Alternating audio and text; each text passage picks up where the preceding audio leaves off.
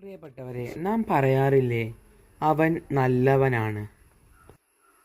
ചിലപ്പോൾ മറ്റൊരാളെ കാണുമ്പോൾ അവൻ ചീത്തവനാണ്, അവൻ്റെ മനസ്സിൽ തിന്മയാണുള്ളത്. നാം ഓരോ മനുഷ്യരെയും വിലയിരുത്തേണ്ടത് അവൻ്റെ പ്രവർത്തനങ്ങളും അവൻ്റെ സംസാരവും അവൻ്റെ എല്ലാ കാര്യങ്ങളിൽ നിന്നുമാണ്.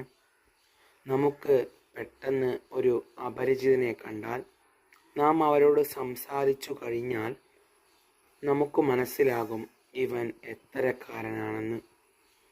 അവൻ്റെ സംസാരവും മറ്റു പ്രവൃത്തികളും കണ്ടുകൊണ്ട് തന്നെയാണ് നാം ഒരാളെ മനസ്സിലാക്കുന്നത്. നല്ല മനസ്സിൻ്റെ ഉടമകളായ മനുഷ്യർ നല്ല പ്രവർത്തനങ്ങളിൽ ഏർപ്പെട്ടുകൊണ്ട് എല്ലാ മനുഷ്യരെയും ഒരുമിച്ച് കൊണ്ടുപോകാൻ ശ്രമിക്കും. നല്ലത്